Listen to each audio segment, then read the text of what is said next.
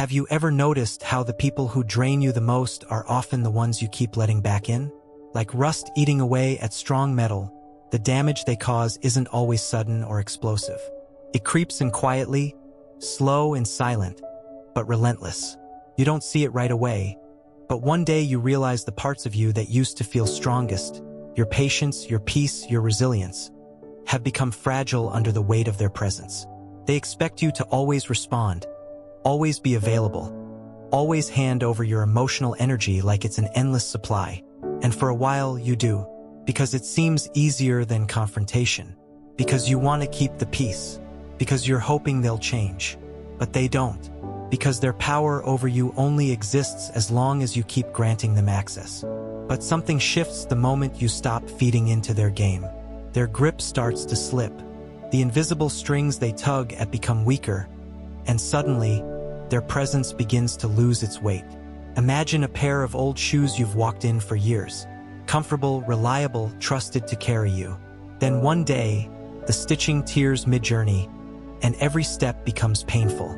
That's what it feels like when the people you've relied on begin to hurt you. And just like those shoes, the truth is that they were wearing down for a long time, you just didn't notice. Or picture an elephant, quiet, calm, a symbol of unshakable strength. It doesn't need to roar or thrash to command respect. Its power lies in presence, in patience. And yet, the moment a threat arises, every smaller animal finds safety in its shadow. That's what real strength looks like. Not loud, not reactive, but powerful, rooted, and respected. The only way to protect that kind of inner strength is by setting boundaries before toxicity starts to corrode it. Because toxic people feed off access. They thrive on the proximity you grant them, on how close they are to your thoughts, your reactions, your personal life. So the first psychological boundary, the one that begins to starve their influence, is the boundary of limited access. This isn't about cutting someone off in a dramatic explosion. It's not about announcing that you're done or throwing up walls out of spite. It's about recognizing that not everyone deserves front row seats to your life. Some people should stay in the balcony, far enough that their noise can't reach your center. Toxic individuals burn brighter the more oxygen you give them. Every moment of your time, every explanation, every emotional engagement you offer, it fuels them. But start limiting that and you'll see something shift. Keep your conversations short. Stop oversharing. Pull back the energy you used to freely give. Their control weakens not because they've changed, but because you have.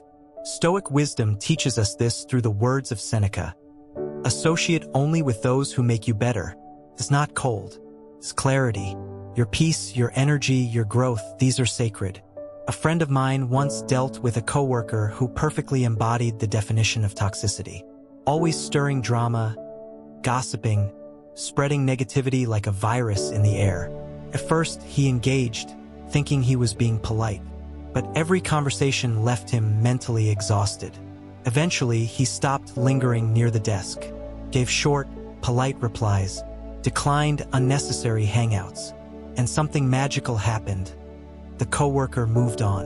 No fight, no fallout, just space, silence, freedom.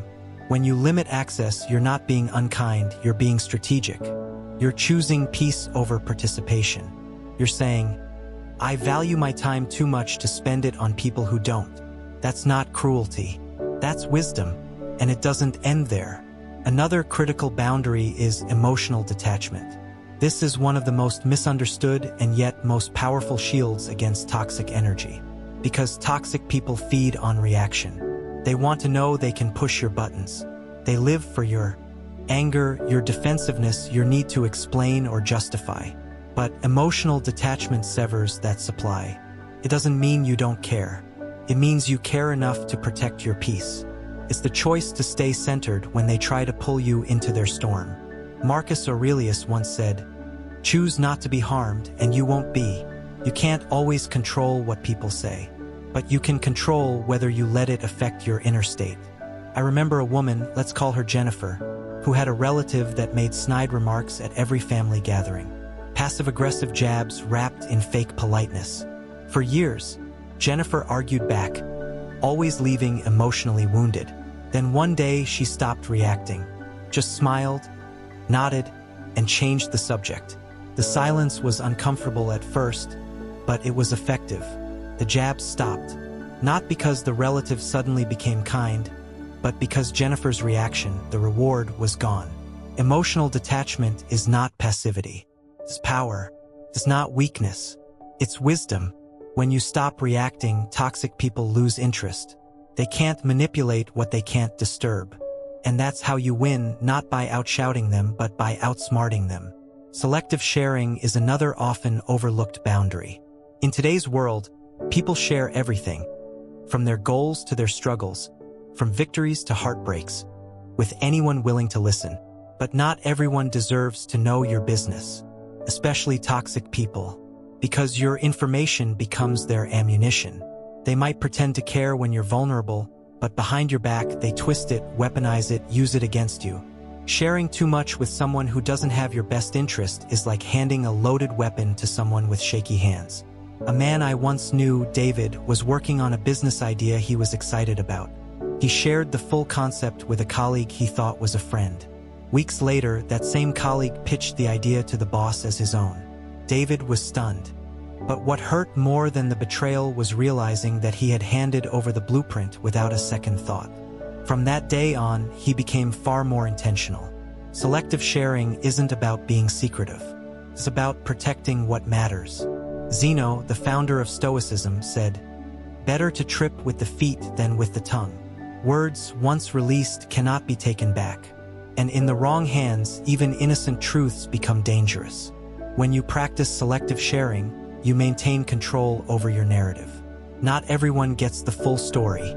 Some people don't even deserve the headline. Share in layers. Protect your progress. And remember, your vulnerability is a gift, not a currency.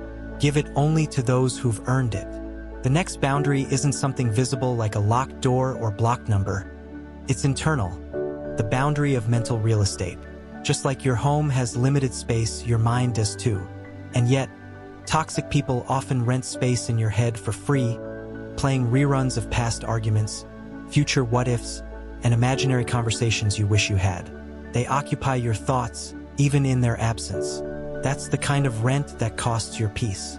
Every time you replay what they said, every time you imagine what you could have said back, every time you anticipate the next attack, they win. Even if they're not around, their influence lingers because you've built a throne for them inside your mind. And that's where your true power lies. Not just in how you respond outwardly, but in how much space you allow them to occupy inwardly. Silence can be louder than any reply. Distance can be sharper than any confrontation. But it takes discipline, takes intention. Your energy is a limited resource. Would you give your last sip of water to someone who only ever made you thirstier? Then why give your energy to someone who only depletes you? Seneca once said, "We suffer more in imagination than in reality." That's exactly what happens when you keep toxic. Toxic people alive in your thoughts. They become puppeteers of your peace. Pull the strings out. Start being intentional about your thoughts.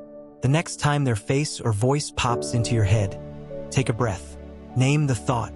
Acknowledge it. Then redirect. Not with anger, not with avoidance, but with choice. This is your mind. You are the gatekeeper. You decide who stays. There's also a boundary that many struggle with, the boundary of no explanation. You don't owe everyone a reason, especially not people who are committed to misunderstanding you. One of the most subtle manipulations toxic people use is making you feel like you have to explain yourself. Your choices, your distance, your silence. But you don't. Growth doesn't require permission, and peace doesn't need approval. In fact, the more you try to explain, the deeper you get pulled into their web. Because explanations are invitations to debate. And toxic people thrive in debate. They twist your words, poke holes in your reasoning, gaslight your truth. But when you stop explaining, you stop engaging. You take the power back. A woman I knew, named Amina, had a friend who constantly drained her, always making her feel guilty for not being available enough, not texting back fast enough, not doing enough. For years, she explained, justified, over-apologized, until one day she stopped. She replied to a guilt-tripping message with just 3 words, "I needed space." No excuse, no story, just truth. And you know what happened? The friendship ended. But so did the anxiety, the resentment, the constant emotional negotiation. Amina didn't lose a friend. She lost a manipulator and gained herself. Remember, boundaries aren't walls. They're bridges to your peace, to your clarity, to your evolution. They say, "This is how I value myself." And if someone can't respect that, it says everything about them and nothing about you. There's also the sacred boundary of not rescuing people from their consequences. This one's hard, especially for the kind-hearted. You see someone making a mess of their life. You want to help. You want to fix. You want to save them from the fall. But sometimes the fall is the lesson. The pain is the teacher. And by cushioning it, you're actually delaying their growth. Toxic people are often experts at playing victim. They'll spin the story, play on your empathy, pull you into their chaos. And before you know it, you're fixing their problems while yours pile up. You're holding their weight while they walk lighter. But real compassion isn't rescuing someone from their consequences. It's allowing them to face them, to learn, to grow, to rise on their own. I once heard a story of a man who always bailed his brother out of financial messes.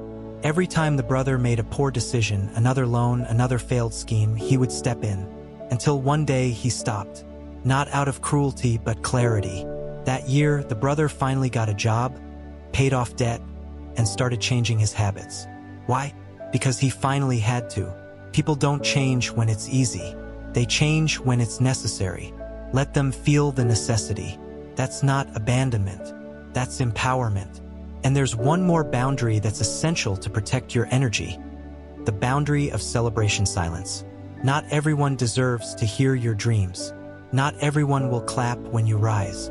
In fact, toxic people often feel threatened by your growth. They'll downplay your success, plant seeds of doubt, or try to compete when you're just trying to share. Protect your joy.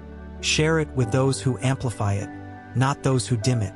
You're allowed to be excited quietly, to succeed privately, to rise without announcing your every step. Sometimes the most powerful moves are the ones no one sees coming.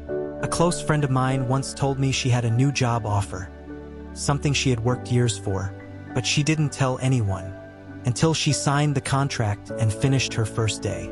Why? Because in the past, every time she shared something early, someone would insert fear. "Are you sure it's the right move? That's a big risk. I wouldn't do that if I were you." And that doubt would shake her. This time, she chose silence, and it gave her strength. Protecting your energy also means protecting your joy. You don't owe your dreams to anyone who doesn't know how to honor them.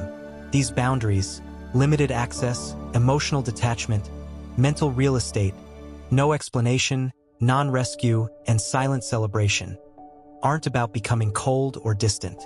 They're about becoming clear. Clear about your worth. Clear about your peace. Clear about who gets what version of you and why.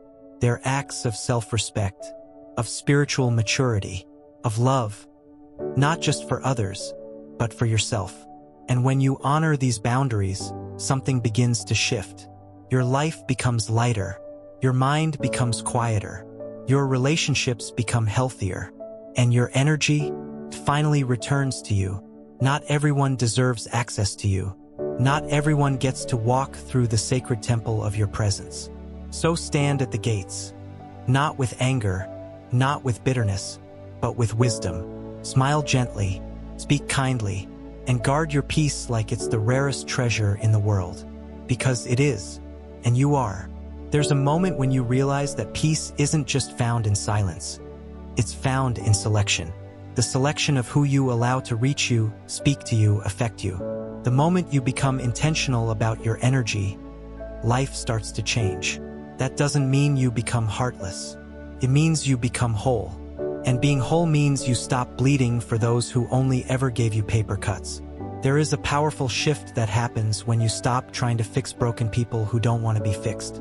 You start fixing the broken parts of yourself that allowed them to stay for so long. You see, many of us are taught that love means giving endlessly, forgiving constantly, showing up even when we're being drained. But love, in its truest form, doesn't destroy you. It doesn't ask you to abandon yourself to prove your worth.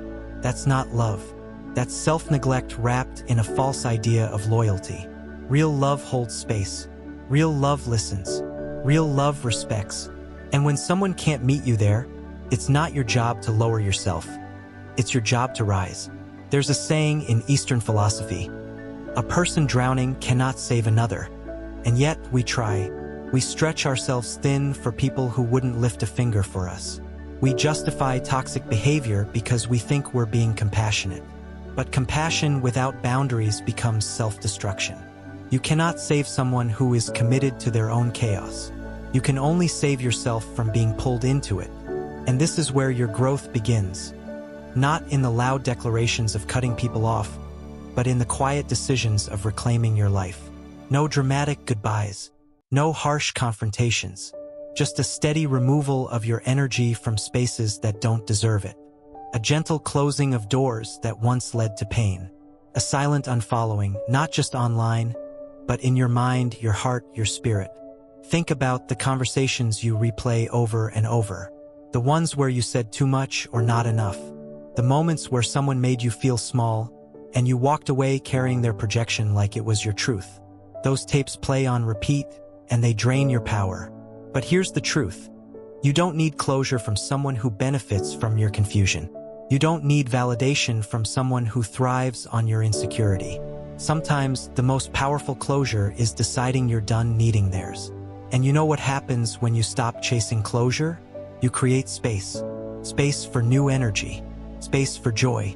Space for people who meet you with clarity, not chaos.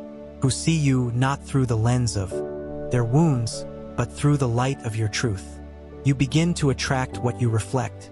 And when your boundaries are rooted in self-love, what comes to you is love in return. But let's talk about something most people avoid. Guilt. The guilt of saying no.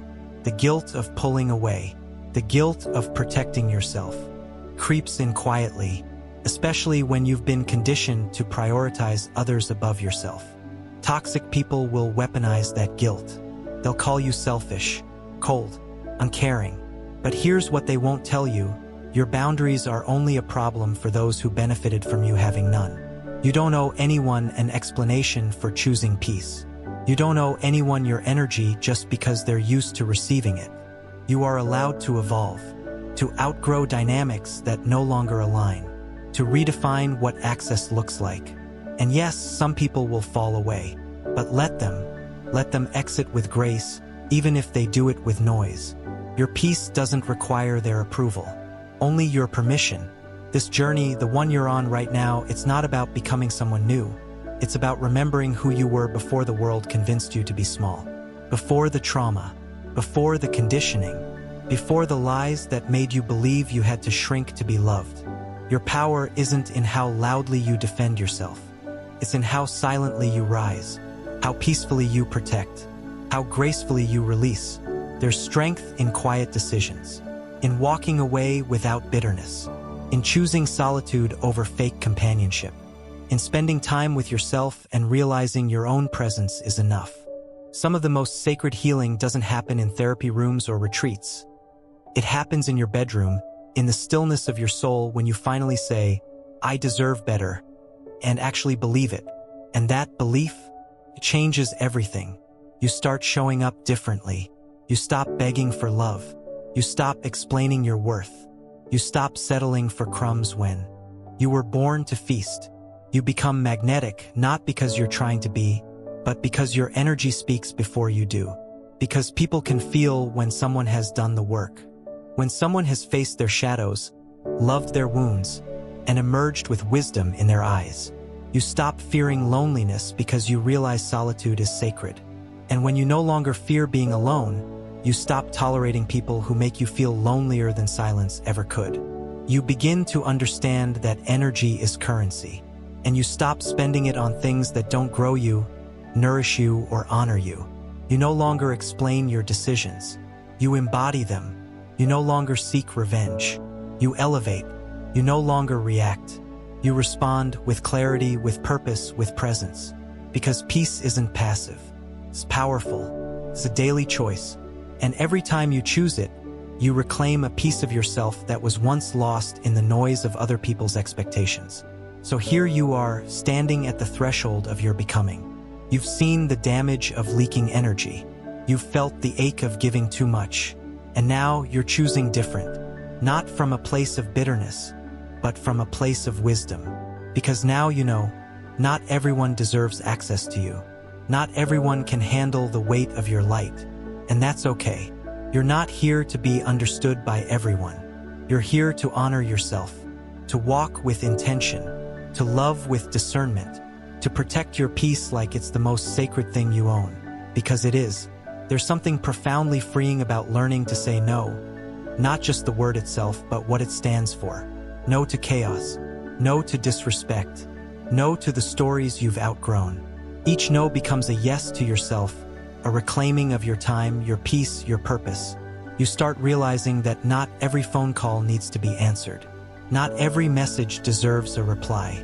Not every storm requires your attention. There is power in silence. Not the kind that suppresses, but the kind that protects. You start to see that boundaries are not walls. They are bridges to the version of you that no longer seeks survival but chooses sacredness. They don't shut the world out, they guide the right energy in. And for the first time in a long time, you stop feeling guilty for not giving access to those who've only ever brought noise. You feel lighter, more grounded, because your soul is no longer being tugged in directions that dilute your spirit. And yes, some people will misunderstand this version of you. They'll say you've changed, and they'll be right, because you have. You've stopped prioritizing validation. You've stopped dimming your light just to keep others comfortable. You've stopped holding onto connections that were only built on your willingness to tolerate. What once felt like loyalty now feels like self-abandonment. And you're done with that. You begin to realize that healing isn't just about mending what was broken. It's about no longer attracting what broke you. It's not about going back to who you were. It's about becoming someone who no longer settles for anything less than peace. Healing teaches you how to recognize your own red flags. The people-pleasing, the over-explaining, the fear of being alone. And one by one, you release them. You stop chasing people who never chose you. You stop overextending for those who would never stretch for you. You stop waiting for someone to finally appreciate your worth because now you see it yourself. You stand taller, speak softer, and listen deeper to your intuition, your truth, your calling. Because somewhere along the journey, you've remembered, you are not here to be everything for everyone. You are here to be something sacred for yourself. And as you rise into that awareness, life begins to mirror your energy. The more you honor your space, the more it fills with alignment. The more you release what doesn't serve, the more room there is for what nourishes. Your circle gets smaller, but your connections get deeper. Your schedule gets quieter, but your soul gets louder. You no longer crave attention. You crave intention, presence, truth. People used to confuse your kindness for weakness, but now your kindness comes with edges. Not sharp ones, but sacred ones. You give from overflow, not emptiness. You love from wholeness, not lack. You show up fully, but not at the cost of your sanity.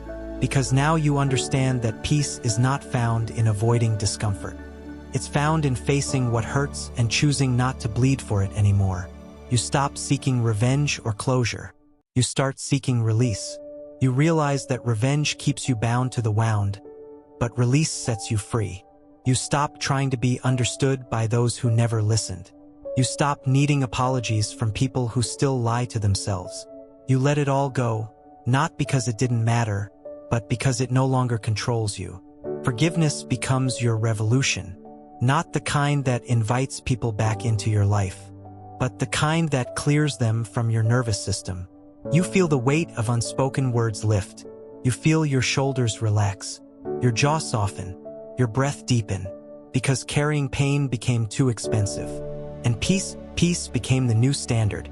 You learn to forgive yourself too, for not knowing better, for staying too long, for loving too hard, for trying to save people who were never ready.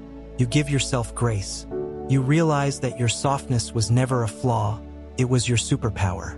But now it's guarded, not by bitterness, but by boundaries, firm, quiet, unshakable. And suddenly, love looks different. It's no longer intensity or chaos. It's consistency, it's safety, it's mutual respect. You don't crave butterflies anymore. You crave calm, stability, someone who brings peace, not storms. You're no longer seduced by potential. You're anchored in reality, because you've learned that love without presence is empty. That charm without is manipulation. That connection without effort is just convenience. Now you speak your truth without trembling. You ask for what you need without apologizing. You walk away without guilt. You love yourself without conditions. And in doing so, you give others permission to do the same. The world feels different, not because it changed, but because you did. You stopped living on autopilot. You started choosing, deliberately, courageously, softly. You wake up each day and ask, what feeds my soul? What drains it? Who brings me closer to myself? Who pulls me away? And you adjust accordingly, not from fear, but from clarity. You are no longer impressed by loudness. You seek quiet power. You are no longer moved by flattery. You listen for consistency. You are no longer driven by urgency. You move with intention. This is growth. This is healing. This is alignment. And above all, this is freedom. The freedom to no longer beg for love, to no longer explain your boundaries, to no longer carry what isn't yours, to be who you are without apology, without permission, without fear. You are not the same, and you're not supposed to be. This version of you, rooted, radiant, resilient, is who you were always meant to become. There's a subtle shift that happens when you begin to honor your energy. You stop seeking chaos and start craving quiet. You're no longer addicted to being needed. You start savoring solitude, not as loneliness but as liberation. The silence that once scared you becomes sacred. It becomes the space where you finally hear your own voice again. The voice that had been drowned out by obligations, noise, and all the ways you once bent to fit into places you'd long outgrown. You start to understand that your peace is your power, not the kind that dominates a room, but the kind that walks in without needing to prove anything. The kind that doesn't need to be loud to be felt. The kind that radiates from a soul that no longer chases, no longer begs, no longer explains. Because there's nothing left to prove when you've already made peace with who you are.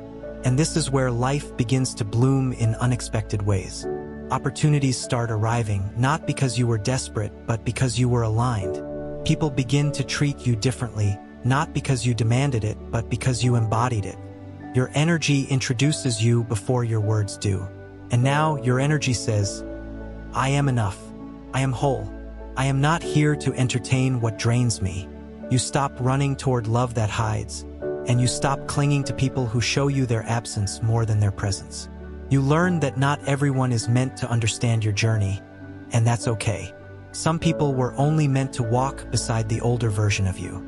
And as you evolve, their roles expire not out of malice, but out of mismatch. You bless their part in your story, and you move forward, not bitter, but wiser, not hardened, but softer in the right places. Because growth doesn't mean you stop loving. It means you stop leaking. You stop pouring into cups with holes. You stop offering your light to those who live in shadows by choice. You let people go, not because you didn't care, but because you finally started caring about yourself. And in this space of stillness, something sacred unfolds. You begin to meet yourself again. Not the version the world trained you to be, but the version your soul always knew. The one who feels deeply, who laughs loudly, who loves without armor but with discernment, who trusts their intuition, who doesn't shrink to fit into boxes but expands to hold the truth of their becoming. This version of you is magnetic, not because of aesthetics, but because of authenticity. You don't perform anymore. You just are. You don't seek approval. You honor alignment. You don't chase connections. You attract resonance. And the more you live this way, the more life feels like yours again. Not borrowed, not reactive, but rooted.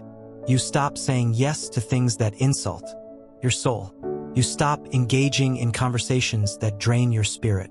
You stop pretending to be okay when you're not. You start honoring the ebb and the flow, the rise and the rest, the clarity and the confusion. Because you're no longer afraid of your own humanity. You're no longer trying to hide your wounds. You're healing them with grace, with patience, with self-compassion. And you notice how the universe responds to this shift. The people who remain are the ones who see you, not just the curated version, but the real you. The one who cries sometimes. The one who gets triggered. The one who's still learning, still trying, still growing. And that's enough. That's more than enough. The right people don't need you to be perfect. They just need you to be present, to be honest, to be real. And as you show up in your wholeness, you realize something beautiful. You were never too much. You were just surrounded by people who couldn't hold your depth. You were never too sensitive. You were just trying to feel in a world that numbs. You were never too soft. You were simply made of something sacred. So you start walking through life differently. You lead with presence. You listen more. You react less. You choose peace over proving. You choose truth over comfort. You choose yourself not from ego, but from embodiment. Because self-love is not selfish. The spiritual is how you return to your center when the world tries to pull you away. You start to see that everything that left you was clearing space. That every no was protection. That every ending was redirection. That every breakdown was breaking you open to more truth, more clarity, more alignment. You're no longer in a rush. You trust divine timing. You're no longer searching. You're attracting. You're no longer surviving. You're rising. This is the quiet revolution of the soul. The kind that doesn't need applause to be powerful. The kind that unfolds in private moments. In your morning breath, your silent prayers, your choice to pause instead of lash out, your decision to rest instead of hustle. It's not flashy, but it's real, and it's sacred. And now, when people meet you, they feel something different. They can't quite name it, but it's there. In your presence, in your energy, in your boundaries, in your joy. It's not confidence. It's embodiment. You don't just speak wisdom. You live it. You don't just know your worth. You act on it. Because this calm, this clarity, this compassion is who you've always been, beneath the noise, beneath the fear, beneath the need to be everything for everyone. You've returned, and you're not apologizing for it. Not anymore. And now you see it clearly. No one enters your life by chance. Not the ones who stayed. Not the ones who left. Not even the ones who broke you. Each one arrived with a lesson. Some to teach you how to love, others to teach you how to let go. Some to remind you of your strength, others to reveal where you had abandoned yourself. They were never random. They were never mistakes. They were mirrors, reflecting parts of you that were either forgotten, neglected, or ready to rise. You begin to look back, not with regret, but with reverence. That painful friendship taught you boundaries. That silent heartbreak taught you presence. That one-sided love taught you self-worth. Every connection, fleeting or enduring, was part of your soul's unfolding. Each encounter, each goodbye, shaped the path you walk now. And as you walk it more awake, more aware, you begin to walk it with grace. This is where healing becomes holy, when you no longer need to rewrite the past, only to read it differently, with kinder eyes, with a wiser heart. You understand that closure isn't always a conversation. Sometimes it's a quiet decision. A decision to stop opening the door to pain, to stop bleeding for what no longer feeds you, to stop searching for apologies in places where silence has already spoken. You accept that not everyone will. Understand your growth, that not everyone is meant to walk the whole path with you. Some people were simply the bridge, not the destination. And that's okay. You bless them, you release them, and you continue. Not hardened, but softer. Not bitter, but blooming. And from that place, something sacred begins to happen. Your relationships evolve. They become less about possession and more about presence. Less about need, more about mutual nourishment. You stop trying to force connections and start honoring alignment. You realize that the right people don't just want your highlight reel. They want your humanness. They want your stillness, your laughter, your silence, your soul. They meet you where you are and walk beside you. Not ahead, not behind, but with you. And when they don't, you no longer chase. You no longer convince. You no longer contort yourself to be chosen. Because now you choose you. This is the awakening, the realization that you are the home you've been seeking in others. That your peace isn't found in someone else's validation, but in your own presence. That your worth is not measured by how many people stay, but by how true you remain to yourself when they go. You see now that love isn't something to beg for, it's something to embody. That peace isn't something to find, it's something to allow. That forgiveness isn't weakness, it's freedom. You stop blaming others for your pain and start reclaiming your power. Because healing isn't about changing them, it's about changing how you relate to what hurt you. This is the path. Not always easy, not always clear, but always sacred. Walk it with tenderness, with awareness, with presence. And remember, your story is unfolding exactly as it's meant to. Trust it, honor it, live it fully, and never forget, you are not alone. You are not lost. You are not broken. You are becoming. And that is more than enough.